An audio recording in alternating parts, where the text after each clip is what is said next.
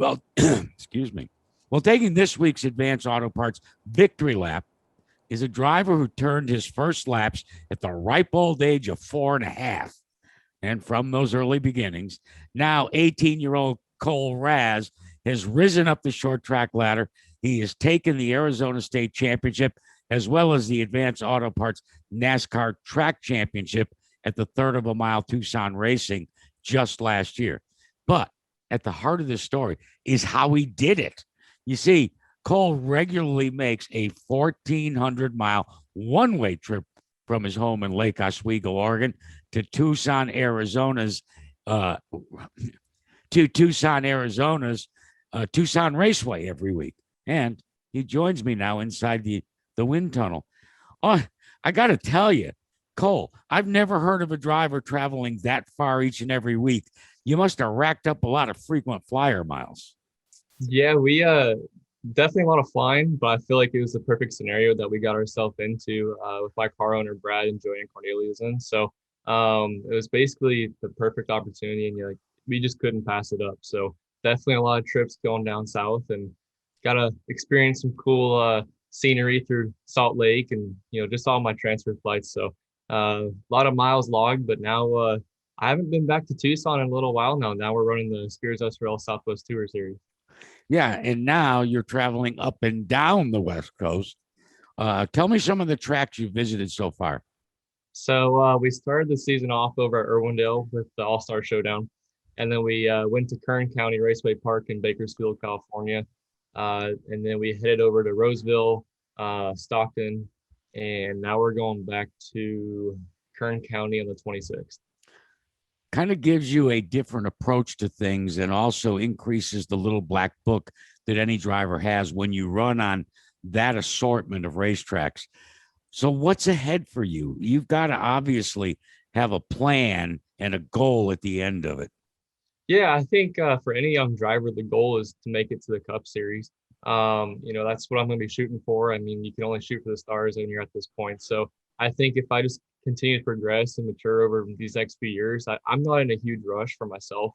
I think that can get some younger drivers into trouble as they move up the ladder too quickly. So I think as long as I just get my feet wet and just absorb as much information as possible over the next few years, whether it's in super late model racing or whatever, is my next step in that regards. What do you think the biggest lesson that you have learned over the course of the last 3 years in super late models? I feel like the biggest lesson is just working on your own stuff. I think a lot of young drivers, they take advantage of that. It's the show up and drive mentality. I think over the last few years, I've really increased that of just being as hands-on as possible, whether it's working on my brother's late model or, obviously on my stuff down south. And I feel like it's a unique position for me because we don't own any of the race cars that I run. Mhm. Just they're not in Oregon. So anytime I'm down there, I always fly in a week early on a race weekend just so I can be in the shop and keep building that chemistry with the guys. You mentioned your brother who actually provided the connection for you to hook up with your car owners. Tell me about it. Yeah, so when my brother got connected with Jefferson Pitts Racing back in 2015, his teammate Noah Gregson, they ran for 2 years, 2015, 2016. And Noah grew up racing down in Las Vegas Bullring with a guy named Dustin Ash. And so he did legend car racing, super late models, and just helped, progress him through the ranks.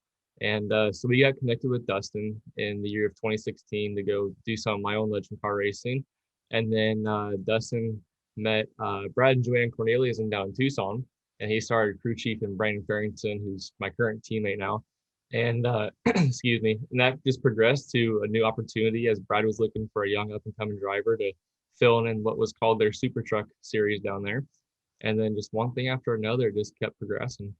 Hard to believe because you are a rapidly rising star. You mentioned Noah Gregson. He kind of forged the way for cats like you on the West Coast. And before him, hell, you can look at the long list of drivers. I go far enough back in cup racing that really wasn't the case. If you didn't relocate to Charlotte, North Carolina, and compete at the Caraways and the Hickories, it was a tough road to hoe. But now, just with the hottest shoe that we've got, Kyle Larson, seems to be that the Cali kids have the best opportunity. Yeah, I mean, I feel like like you said back in the day, it's always, you're in North Carolina or somewhere back east, just 'cause that's where the hub of racing I feel like it is. And I think over the last few years, it's progressing to where these West Coast guys can, shine in the light a little bit. So I think as I get older, I definitely see myself possibly moving back east, whether, say it's either Tennessee or North Carolina. I just feel like you still may have to be back there to get your foot in the door. But right now, I think the way's looking pretty good. Now, for my listeners, I should confess that we had a couple of challenges getting you here on this show because you were getting ready because you're more than just a race car driver. You were getting ready to play in your high school basketball with your high school basketball team. So how did that go? Well, so we actually just had a 2 week break because unfortunately, so I'll backtrack. So 2 weeks ago, a kid in our senior class unfortunately tested positive for COVID. And so that canceled our graduation. So we went through a drive-through, and then sure enough, it exposed to the basketball team. So we had 2 weeks off midway through the season. And so yesterday was our first game back.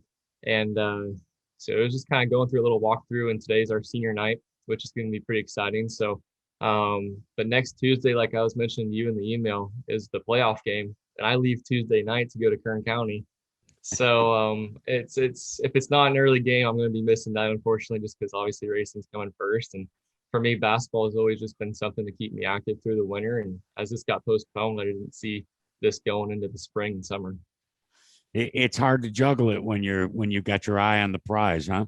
That's right. I feel like now that it's winding over to complete the book in that chapter, it's now I can just solely focus on racing. Is there one driver in the upper levels, Kole, that you try to pattern yourself after? I feel like when I was younger, Jeff Gordon was one I always looked at. I think mainly just because my dad was always a big fan of him.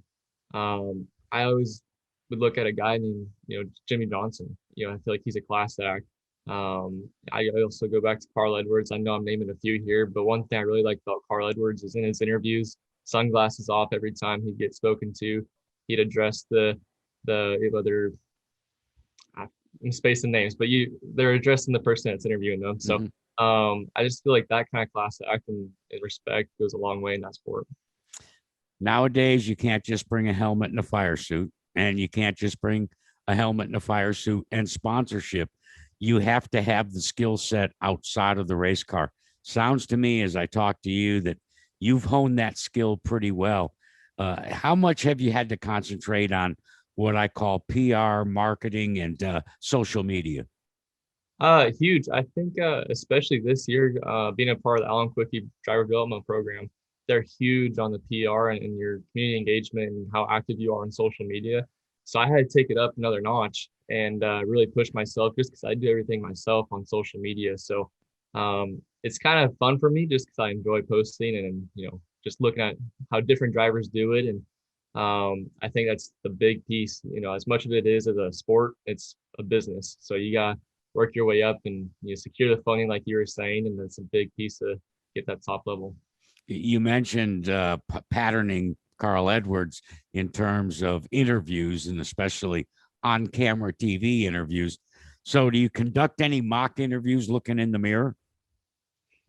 I'm going to say no. I feel like most times it's either winging it. I think when I was younger, or even not so much younger, my high school years, we had a sports marketing competition. It's called DECA.